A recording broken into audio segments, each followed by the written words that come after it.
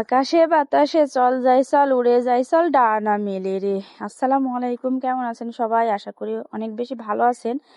আর আমার কিন্তু একদম আকাশে উড়ে বেড়াতে ইচ্ছে করতেছে, কারণ এই প্রকৃতির মাঝে আর সবুজের মাঝে এত ভালো লাগে। আর এই দেখেন আমাদের খেজুর গাছে কিন্তু অনেকগুলা খেজুর ধরেছে, আর এই খেজুরগুলা পাকা ধরলে কিন্তু অনেক মজা লাগে খাইতে। আর এই যে শাক তুলতে গেছিলাম মাঠের ভেতরে, শাক তুলতে গিয়ে দেখতে পেলাম ঘাটকুল দেখে তার মাথা নষ্ট, কারণ ঘাটকুলের ভর্তা আমার এত বেশি ভালো লাগে। আসলে আমাদের গ্রামে এগুলো যেখানে সেখানে এমনি অনাদরে হয়ে থাকে, আর এগুলো খেতে কিন্তু অনেক বেশি মজা লাগে। এগুলো কিন্তু আমাদের কিনে খাওয়া লাগে না। এই তো আমি চলে এসেছি কিন্তু একদম সবুজের মাঝে কিন্তু আমি শাক তুলতে চলে এসেছি, সবুজ শাক। আর এই শাকগুলো কিন্তু আপনারা কারা কারা চেনেন জানি না। এই শাকগুলো কিন্তু অনেকেই চেনেন, আবার অনেকেই কিন্তু চেনেন না। এগুলো কিন্তু আমাদের মাঠে ঘাটে হয়ে থাকে। আর এই শাকগুলো এত মজা, আর এই ঘাটকুলের ভর্তা তো আমি খাবোই, এত বেশি পছন্দ আমার কাছে। শাকগুলো যদিও সবুজ, তারপরেও কিন্তু এই শাকগুলোর আরেকটি নাম আছে। এই শাকগুলোর নাম আমরা ঠনঠনি শাক বলি। আসলে এই শাকগুলো অনেক মিষ্টি। আর আমরা শাক তুলতে যদিও বের হই, বড় সড়ো ঝাঁকা নিয়ে বের হই, কারণ শাক আমাদের কাছে অনেক বেশি পছন্দ। আর এরকম টাটকা শাক কিন্তু রান্না করলে অনেক কমে যায়, এতগুলোও যদি হয়ে যায় তারপরে কিন্তু রান্না করার পর একদমই অল্প হয়ে যায়। শাকগুলো দেখলেই বুঝতে পারবেন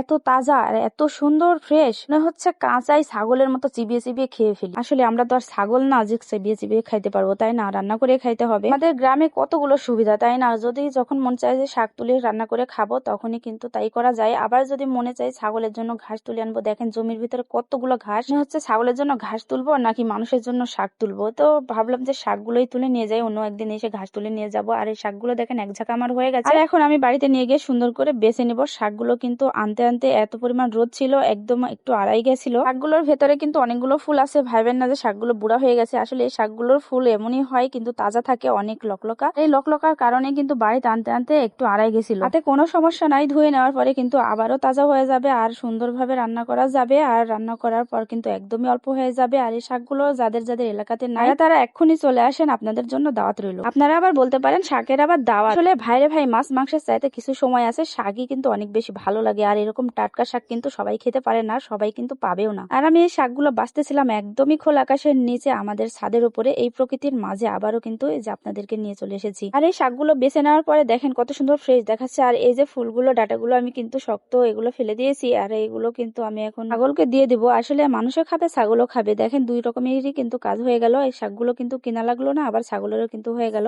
শাকগুলো বেছে নেওয়ার আগে একরকম ছিল, আর বেছে নেওয়ার পরে দেখেন আরেক রকম কত সুন্দর দেখাচ্ছে। আর এই তো আমি ধুয়ে নেব, বড় জায়গাতে কিন্তু ধুয়ে নিলে শাকগুলো অনেক পরিষ্কার করে ফেলা যায়। আর এই তো ধুয়ে নেওয়ার পরে আমি বললাম না অনেক তাজা হয়ে যাবে। আর দেখেন কত সুন্দর তরতাজা তাজা হয়ে গেল। আজকে আমার রান্না করতে একদমই দেরি হয়ে গেছিল, তার জন্য অনেক তাড়াহুড়ো করতেছিলাম। শাকগুলো কিন্তু একবারে কড়াইতে দেওয়াই যাচ্ছিল না, আমি কিন্তু একটু করে আড়াই নিব আর একটু করে দিয়ে দিব। শাকগুলো কিন্তু আমি লবণ আর কাঁচা মরিচ দিয়ে শুধু সেদ্ধ করে নিচ্ছি। শাক রান্না করার সময় কিন্তু আসলে বেশি কিছু দরকার হয় না। যতগুলো শাক নিয়ে আসলাম তার অর্ধেক হয়ে গেল, আবার রান্না করার পর আরো অল্প হয়ে যাবে। ভাগ্যেস বড় সড়ো ঝাঁকা নিয়ে গেছিলাম। আজকের শাক রান্না করতেছি আর ভাবতেছি এই দিন যদি শাক তুলতে যাই তাহলে কিন্তু বস্তা নিয়ে যাব, একদম বড় সড়ো বস্তা নিয়ে যাব, তা না হলে কিন্তু হবে না, এইটুকু শাক দিয়ে কিন্তু হবে না। আর এই তো ঢেকে দিচ্ছি, ঢেকে দিলে কিন্তু সেদ্ধটা একটু তাড়াতাড়ি হয়ে যাবে। আর সেদ্ধ হয়ে গেছে, আমি এখন পেঁয়াজ রসুন দিয়ে এলানি দিয়ে দিব, তারপরে হয়ে যাবে আমার শাক রান্না। আপনাদের কাছে যদি আমার ভিডিও আর আমার গ্রামটি যদি ভালো লেগে থাকে, অবশ্যই লাইক কমেন্ট করে পাশে থাকবেন। সবাই ভালো থাকবেন, আল্লাহ হাফেজ।